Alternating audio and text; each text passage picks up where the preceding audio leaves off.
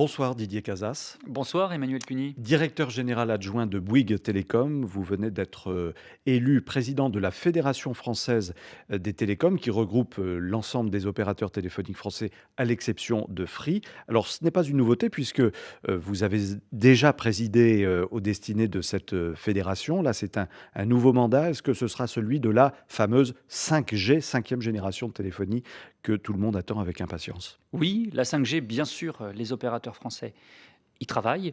Ce sera une réalité dans le commerce et pour les clients à partir de 2020, 2021, de façon plus probable. Mais bien sûr, nous y travaillons dès aujourd'hui.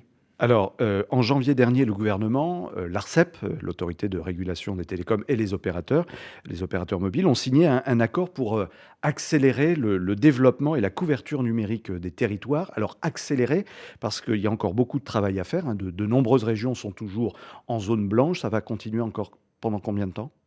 Alors, on travaille pour que ça s'arrête et que ça s'arrête vite.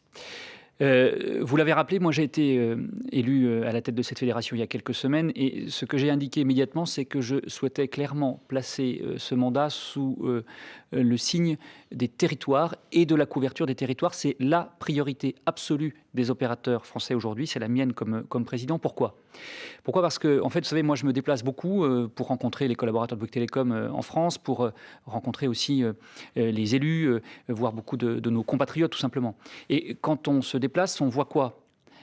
On voit, c'est vrai, trop souvent encore, des gens qui n'ont pas assez de couverture, parfois hélas pas du tout.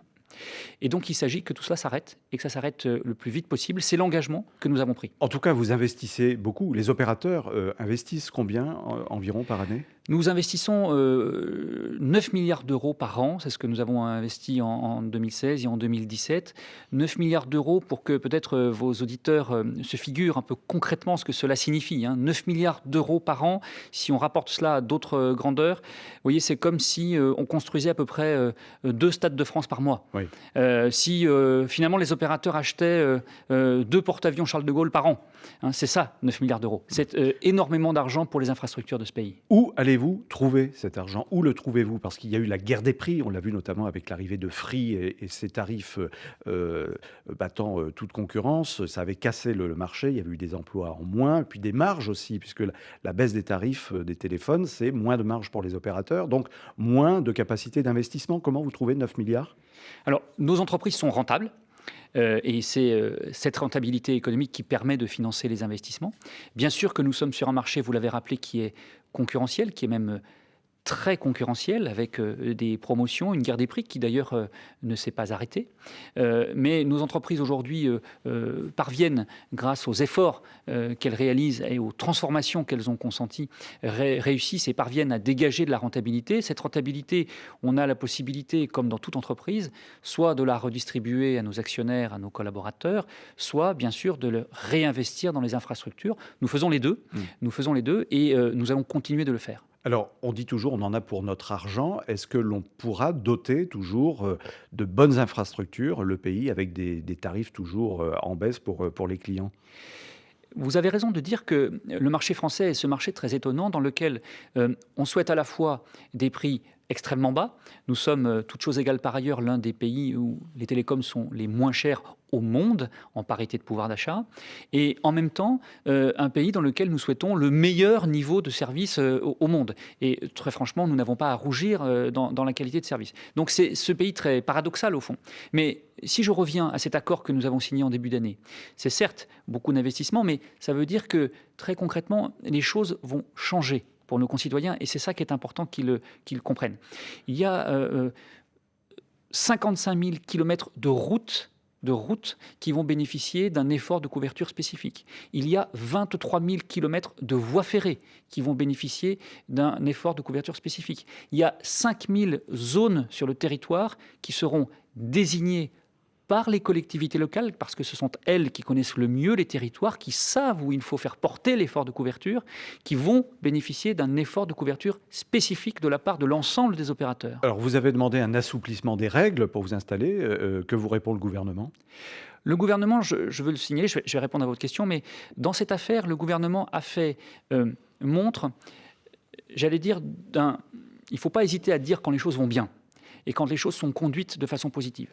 Le gouvernement et le secrétaire d'État Julien de Normandie ont montré une très grande volonté d'aboutir dans cette discussion, montrant de la fermeté. Les discussions ont été difficiles, y compris pour nous les opérateurs, mais aussi beaucoup d'habileté. Alors, nous avons effectivement souhaité qu'il y ait un assouplissement de la réglementation pour permettre que l'on déploie plus vite les antennes mobiles. Vous savez qu'en France, on met à peu près, en moyenne, entre 20 et 24 mois pour déployer une antenne mobile. En Allemagne, au Royaume-Uni, dans d'autres pays d'Europe, on met 1 an maximum. Il faut qu'on allège la réglementation. Didier Casas, les dossiers sont très nombreux. Il y a en France aujourd'hui une réforme de l'audiovisuel public.